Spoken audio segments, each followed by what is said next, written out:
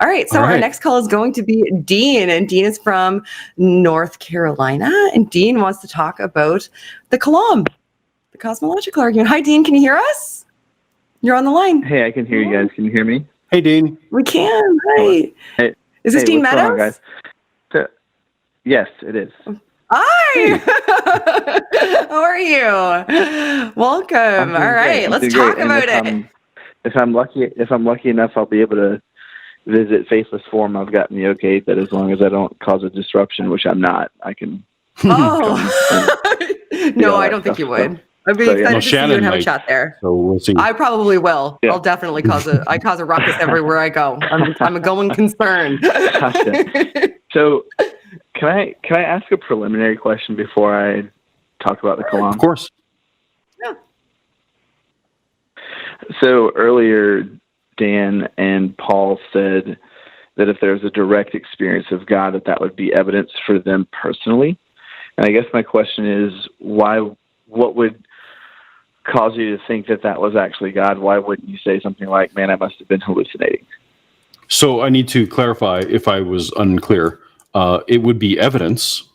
I don't think for me it would be sufficient evidence. So it wouldn't automatically cross a line for me. I absolutely would get myself checked out if I was hearing voices, if I was if I had against a wall, if I had my head bashed against the wall, if I had vision. But that said, like on the Damascus Road, for example, like the first thing I would be doing is grabbing for my cell phone and trying to take a picture, right? And I would be looking to see if I would be looking to, because I'm me now, I would be going, like when the vision was over, I'd be running to see, well, are there footprints there where I saw the Jesus standing? And obviously that alone wouldn't tell me, that would just tell me something if there was. It wouldn't necessarily confirm if he wasn't, because Jesus could have been hovering above the ground or not, been in my mind in some other way. But so personal experience for me would be evidence, and I'm frustrated when people say things like there's no evidence for God, because there's evidence. It's just, is it sufficient evidence? Gotcha. Does that answer your question? It wouldn't be sufficient for me. No, that answers my question, because I was curious as to, whether or not that would be, like you clarified, sufficient for you or not. So my question is about the Kalam. I don't know how many videos you've done on it. Have you done one video on it or two? I don't remember. Well, it comes up repeatedly, so I have a couple dedicated. Yeah, I think I've watched one of them. I have one specifically from William and Craig. Yep. So I guess my question would be, obviously the third premise, the universe has a cause, is the conclusion of the argument. So I guess my question is, where do you disagree with the first two premises? I think it would be beneficial for somebody to lay out the premises for anybody watching who maybe hasn't heard the argument. Yeah, and just so that we're on the same page. So Dean, I know there's multiple versions. The first Go ahead. premise is whatever begins to exist has a cause. Sometimes he says sometimes what Craig says is whatever begins to exist has a cause of its existence. The universe began to exist, therefore the universe has a cause or has a cause of its existence, depending on which version. Right. So I don't have a problem with the first premise. Everything that begins to exist has a cause. I'm okay with in the scope of our space-time. Like when we get beyond Planck time, when we get before the Big Bang, I feel like time is coherent, and you obviously need time for something to be causal, right? Like you need, I disagree a little bit with Craig on this, is that he talks about simultaneous causes that are like, there's no difference there's no temporal difference between the cause and the effect. I feel like that's a little bit incoherent, begging the question, but we'll set that aside for a second. So I'm generally okay with the universe, whatever begins to exist as a cause.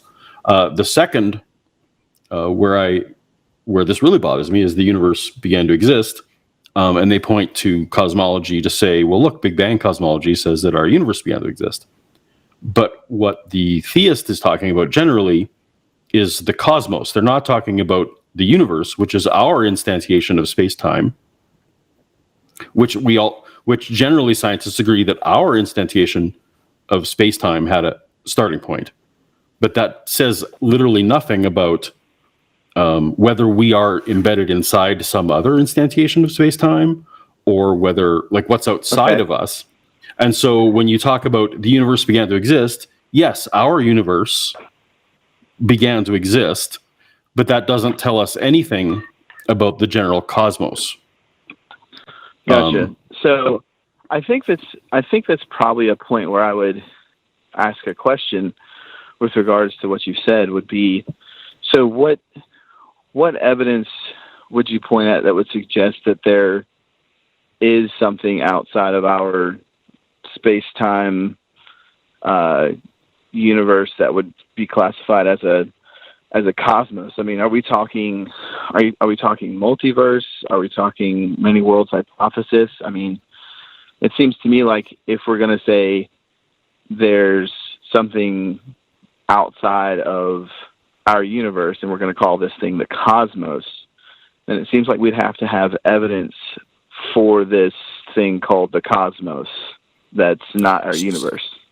Right. So I'm going to give you two things. I'm going to give you my personal, what I think based on nothing. And I'm also going to tell you, so I'll start with the second thing, which is what evidence do we have? We have no evidence for anything at all prior to the Planck time of the Big Bang. There's no, people have hypothesized possible ways to even collect evidence, but we don't have anything. We know less than nothing. We know nothing. We know nothing about what is outside of our instantiation of space-time, including one of the things that often, and you notice I never said matter in this. Everyone says matter began then. I actually don't believe that. What I have evidence for is that matter/energy cannot be created nor destroyed. That's a thing that is true about our universe. If one wants to extrapolate something to be true, why would someone insist that the singularity, didn't that's not nothing. The singularity isn't nothing. The singularity is a thing outside of space-time, theoretically. So the evidence is we have absolutely no evidence. My general argument with the Kalam is we can't say anything at all about what happened outside of our universe because we have no way of measuring it. So when someone posits something, just like I just would posit it, basically the idea that energy is eternal. I think energy is the brute fact. Other people think God is the brute fact. Me, with absolutely no evidence, back me up, thinks that the idea that energy is the brute fact is very consistent with everything we've seen. I also think that God is very consistent with everything we've seen because God is non-falsifiable and it's this eternal idea. But because we know energy exists, that's one fewer assumption, right? We are aware of energy. We know that it can't be created or destroyed. So anyway, go ahead. I've been talking for a while. Go ahead. Yeah. So yeah, you've laid out a lot there. I'm going to try and move through it. So you've said we little to nothing. We don't know anything about anything outside of our universe. Correct. But then you said, if I'm understanding you correctly, you're saying that you're extrapolating that energy is eternal and we don't have any evidence that energy is eternal. You think it's a brute fact. So my question then is, why is that not a faith position that energy is eternal if there's no evidence that it would be? It's just contained inside of our universe. Then if we posit two other things like causal finitism and the idea that actual infinites don't exist, then it seems to me then energy couldn't be eternal. What is your understanding of the phrase? What is your understanding of the phrase brute fact? What do you understand the phrase brute fact to mean? So I would say that brute fact is who was it?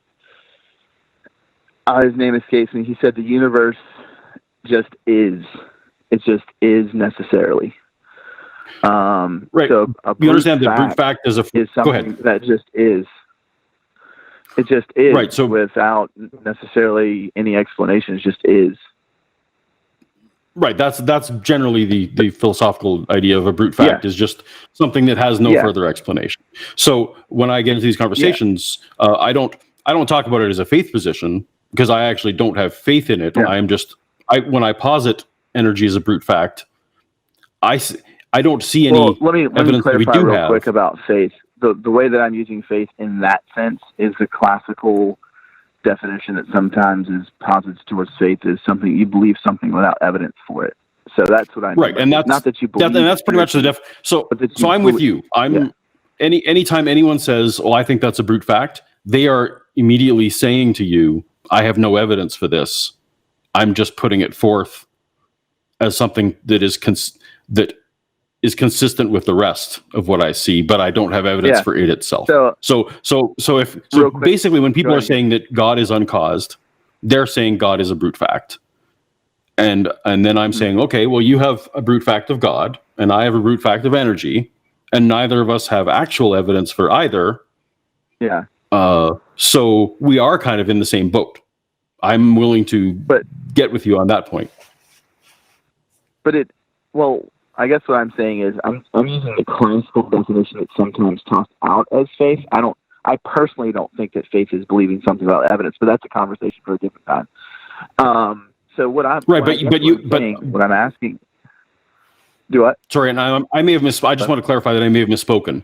It wasn't without evidence. When a brute fact is something that has no further explanation, so I may have misspoke. So my apologies to the audience if I said that wrong. No, that's fine. We're in agreement. We're in agreement there. So how do you posit energy as being eternal in light of something like Hawking's singularity theorem or the Borges-Vilenkin theorem that says, a universe that has been expanding on average of its existence must have a beginning, and they've even adjusted that towards, hey, even if there's a change in the equation of gravity, even if relativity is off, and this is what Vilenkin says in his book, Many Worlds in One, that even if relativity is off, this theorem would still hold true, that there has to be a beginning, or that there would be a beginning to the universe. That seems, any universe that's been expanding along its history, that seems to me like that's saying that energy is not eternal, but it's finite. It seems it's finite in its existence. All I would say is that those theories apply to our universe, not to the general cosmos. And so if our energy, if we're talking about like a pool of energy that's eternal, I'm not necessarily saying our universe is using up all the energy. Anyway, so all this to say, to bring this back around, like the Kalam, to me, is there something about the Kalam that you think I'm missing that convinces you? I think, I don't. I guess I'm confused on how you're extrapolating to a greater cosmos outside of the universe when we don't have evidence for a greater.